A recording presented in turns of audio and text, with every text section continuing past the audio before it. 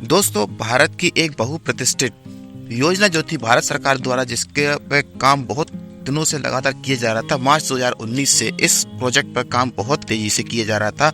उस प्रोजेक्ट का जो इनॉग्रेशन है या उद्घाटन है, कल माननीय श्री नरेंद्र मोदी जी द्वारा 20 अक्टूबर 2023 को किया जाएगा। हम बात करने वाले हैं, हम जिस प्रोजेक्ट की बात कर रहे हैं वो प्रोजेक्ट है दिल्ली से लेकर मेरठ के बीच में चलने वाले रैपिड एक्स ट्रांजिट सिस्टम के बारे में हम बात करने वाले हैं। ये एक तरीके से मेट्रो सिस्टम ही होगा जिसको 160 किलोमीटर की स्पीड से जो है वो दौड़ाने का काम किया जाएगा। कल इसका जो है 20 अक्टूबर 2023 को इसका जो पहले चरण का उद्घाटन किया जाएगा, जिसमें गाजियाबाद से साहिबाबाद के बीच में 17 किलोमीटर ट्रैक को चलाया जाएगा, जिसका कल पहला ऑफिशियल रन जो है वो देखने को मिलेगा। कल प्रधानमंत्री मोदी जी द्वारा इसका पहला टिकट खरीदकर इस ट्रेन का उद्घाटन जो है किया जाएगा और 17 किलोमीटर खंड को, यानी कि गाजियाबाद से साहिबाबाद के बीच में इस ट्रेन को जो है हरी झंडी दिखाई जाएगी। भारत के विकास को चार चांद लगाने वाले, या फिर ये कहिए कि यातायात परिवहन में एक तरीके से अभूतपूर्व क्रांति लाने वाले इस प्रोजेक्ट के बारे में थोड़ी बेसिक जानकारी के बारे में हम बात जो है वो कर लेते हैं। दोस्तों, इस प्रोजेक्ट की आधारशिला मार्च 2019 में रखी गई थी।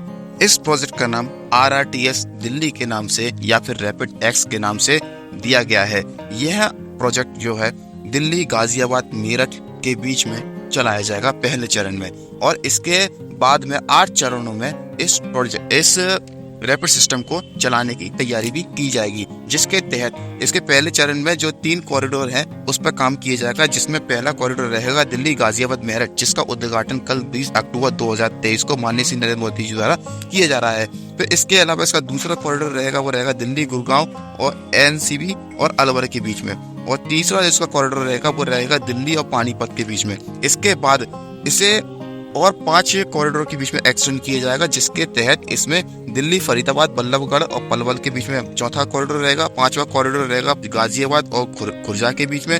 6वां कॉरिडोर रहेगा दिल्ली, बहादुरगढ़, रोहतक के बीच में, गाजियाबाद और हापुड़ के बीच में 7वां कॉरिडोर, और लास्ट जो 8वां कॉरिडोर रहेगा वो रहेगा दिल्ली, सहदारा और बड़ौद के बीच में।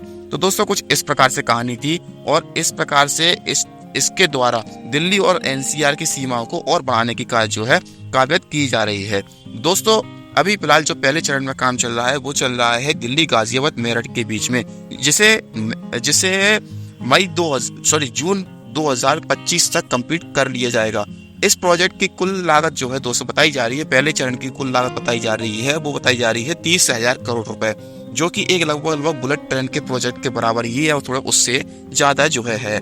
इसके अलावा दोस्तों, इस प्रोजेक्ट की कुल लंबाई जो है वो 82 किलोमीटर रहेगी, जिसमें दिल्ली, गाजियाबाद और मेरठ के बीच में लगभग 24 स्टेशन जो है वो रहेंगे, और जब ये जून 2025 तक चालू हो जाएगी, तब इसमें 30 जोड़ी ट्रेन जो है, रैपिड ट्रेन जो है वो चलाई जाएंगी।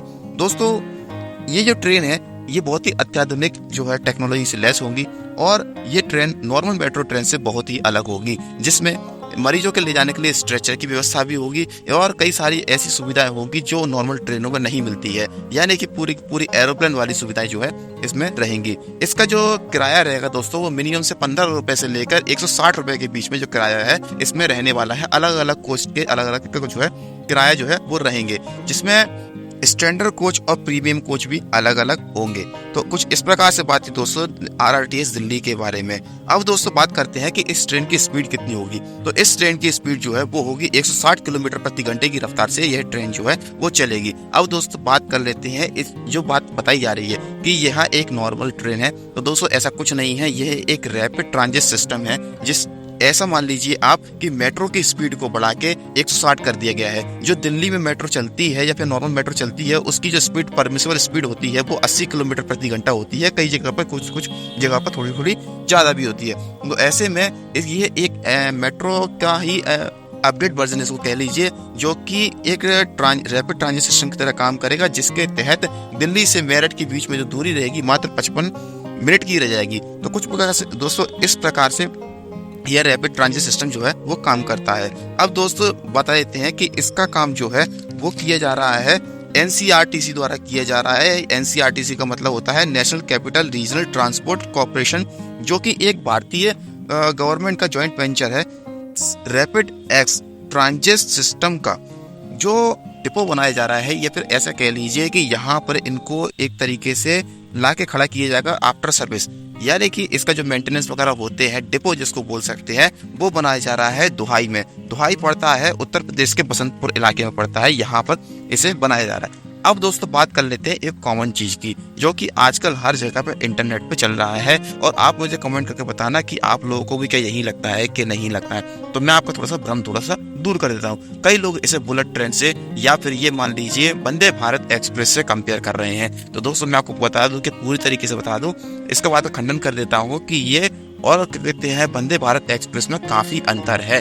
वंदे भारत एक्सप्रेस जो है ट्रेन, वो काफी लंबी दूरी के लिए ट्रेवलिंग करने के लिए बनाई गई है, ना कि एक छोटे से रूट के लिए। और ये जो रैपिड ट्रांजिट सिस्टम है, ये दो शहरों के बीच में, एनसीआर मेरठ और ये दिल्ली के बीच में और यूपी के बीच में, उत्तर प्रदेश के बीच में एक रैपिड ट्रांजिट सिस्टम की तरह काम करेगा, यानी कि एक मेट्रो सिस्टम की तरह ही काम करेगा, जो केवल सिटी के अंदर ही होगा। और वंदे भारत एक्सप्रेस जो है दोस्तों, वो एक लंबे रूट की ट्रेन है, उसमें एक लंबी सफर जो है वो की जाती है, जिसे 160 किलोमीटर स्पीड से ही दौड़ाया जाता है, परंतु अभी उसे 120 या 130 की स्पीड से ही दौड़ाया जा रहा है। और रैपिड ट्रांजिट सिस्टम को 160 की स्पीड से ही दौड़ाया जाएगा, क्योंकि उसके आसपास जो है ना ही तो कोई क्रॉस करने के लिए ट्रेन है, ना ही उसके ट्रैक पर कोई जानवर रहेंगे, और ना ही उसके ट्रैक पर किसी प्रकार के व्हीकल रहेंगे और आदमी रहेंगे। और वंदे भारत को इन सभी समस्याओं का जो है सामना करना पड़ता है। तो दोस्तों ये कुछ बातें थी रैपिड ट्रांजिट सिस्टम के बारे में। आप लोगों को मेरे द्वारा बताई गई जानकारी कैसी लगी? अगर अच्छी लगी हो तो प्लीज वीडियो को लाइक कर दीजिए और चैनल को सब्सक्राइब अवश्य कर दीजिए। मेरे द्वारा बनाई जाने वाली जो अपडेट थी, उसमें एक पहला अपडेट है जिसमें मैंने अदर सिटी के बारे में अपडेट जो जानकारी दी है। अगर दोस्तों वीडियो अच्छी लगी तो प्लीज लाइक इसको जरूर कर देना। मिलेंगे आपसे अगली वीडियो में, तब तक के लिए नमस्कार। जय भारत और वंदे मातरम।